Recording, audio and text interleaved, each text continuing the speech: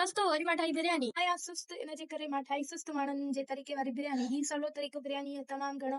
अगर तव्हां बि सुस्त आहियो त महिरबानी करे ही वीडियो पूरी ॾिसंदा। सभ खां पहिरियां मां कटे रखिया टमाटा, उन खां बाद में मिर्च अदरक ऐं थूम जी कुटे कुटे पेस्ट बना। उन खां पोइ मुर्गी कढी उनखे धोई पोई करे उन में विधो शाम जो बम्बे बिरयानी मसाला ऐं लीमू जी रस ऐं उनखे मैरिनेट करे रखी छॾियो फ्रिज में। उन खां बाद में मां कटिया बसर, ॾाढो रुनम बि बसर कटींदे कटींदे पोइ उन्हनि खे फ्राई कयो, एॾो फ्राई कयो जो उहे सफ़ा ब्राउन थी विया। उन खां बाद थोड़ा बसर बोल लाइ कढी रखिया ऐं जेके बचा उन्हनि खे ज़्यादा फ्राई त जीअं उहे आख़िर में बिरयानी में विझी सघो। उन खां पोइ मां कढी ऐं मुर्गी मैरिनेट थियल उहा विधी मां उन ई हिकिड़े में त मां लेज़ी आहियां। पोइ थोरो उनखे पचाए उन में विधा टमाटा, त टमाटनि मां हिकिड़ो टमाटो सॼो निकिरी आयो छो त उहो मूंखां रहिजी वियो हुयो। उन में बसर जेके कढी रखिया उहे विधा ऐं ढकु ॾेई उनखे तेज़ बाहि ते रखी छॾियो। पोइ ही सफ़ा हीअं अहिड़ो बोड़ थी वियो, मिंट में दम पुख्त बोड़ पची वियो। उन खां बाद में मूंखे पंहिंजी अम्मीअ ॾाढी कई त नी आलू बि पचाए, आलू बि न पवंदा बिरयानी में। हे पोइ ॿुधी ॾाढो ॾुख थियो। पोइ मां वरी आलू कटिया, उन महिल वरी उन में बोड़ में मां हिकु गिलास पाणीअ जो विझी छॾियो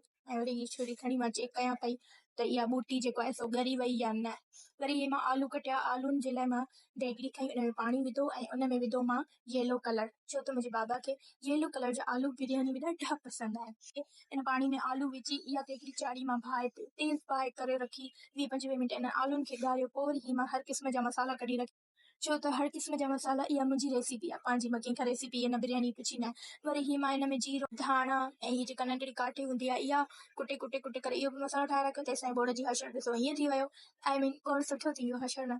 वरी इहे बॉइल थी विया आलू, वरी इहे मां उन में विधा, वरी अची सभु मसाला मां इन में विधा, लूणु वूणु हर शइ, वरी मिर्च विधामांसि, वरी गिदामड़ी विधामांसि। वरी मां पंहिंजी अम्मीअ खे घुरायो त अम्मी चखी ॾिस, अम्मीअ चयो सही आहे सही आहे। वरी पोइ अम्मीअ खे मां चयो त जेको आहे सो मूंखे लेयर्स लॻाए ॾे बाक़ी सजाईंदुमि हिनखे मां। पोइ इहे वरी मुंहिंजी अम्मी हिनखे लेयर्स बि लॻाए थी, रंग बि विझे थी। हाणे वरी इहे बसर जेके कढी रखिया इहे मां हिनखे सजायां थी पई, मिर्च लीमो टमाटो इहे सभु मां कढी रखिया हुया।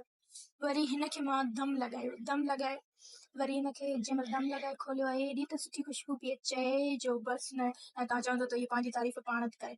वरी हिनखे दम लॻाए करे मिक्स करे वरी हिनखे मां डिश में कढी रखियो। ठीकु आहे, हाणे तव्हां ॿुधायो त हीअ कीअं बिरयानी थी लॻे, तव्हांखे कमेंट में ज़रूरु ॿुधायो।